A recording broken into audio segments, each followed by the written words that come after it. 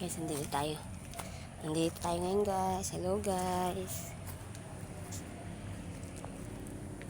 Magandang hapon. Tayo may hinahanap po tayo. Yung hindi natin nahanap nung nakaraan. Titignan natin dito, guys, kung meron dito. Kung meron siyang natubo.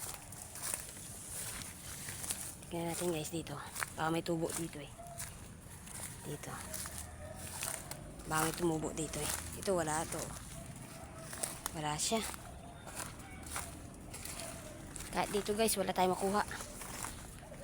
Ibibigay sana natin sa isang babae. Wala talaga tayong makuha, guys, na bulaklak ah. Oh, wala oh. Ba't walang bulaklak?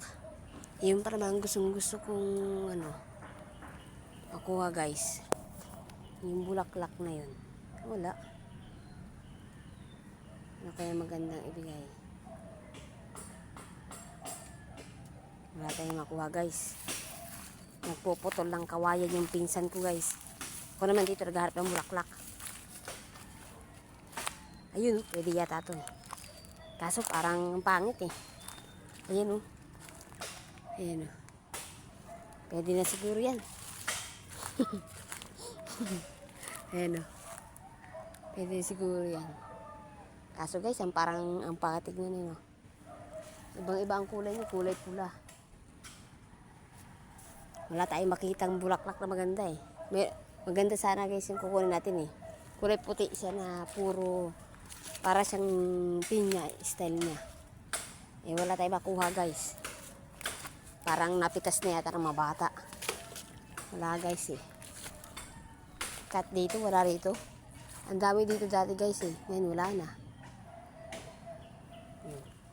Wala na. Wala tayong makakuha, guys. Paano yan? Hindi tayo makakapagbigay sa kaibigan ko. Nagtatampo siguro yun. Ayaw niya ako pumunta ron. Kaya gagawa tayong paraan para may bigay tayo. Meron tayong may bigay, guys. Hanap tayo ng pwedeng ibigay. Bakit wala dito? Dati dami-dami dito. Ngayon wala na. Walang bulaklak. Walang tumutubong bulaklak, guys. Ano ba yan? Ano kaya magandang maibigay na ba? Nakaalam ko na, guys. Meron tayo dun. Alam ko na, guys, kung ano ibibigay natin. Gumamela. Gumamela ang ikukunin natin. Para puntahan natin mamaya dun sa itaas. Let's go. Nako. Wala rin bulaklak, guys. Hindi tayo makaka-harvest ng bulaklak. Wala tayo. May bibigay na naman. Ano ba yan? Walang bulaklak, guys. Ito, guys. Meron na. Meron na tayo nakuha, guys. Ito, oh. Kita niyan. Bibigay natin mamaya. Yan, guys. Papunta na tayo. Nandito na tayo, guys, sa bahay nila. Nako. Tulog. Tulog siya. Dito tayo sa may likod. Pupulagay natin siya dito sa likod.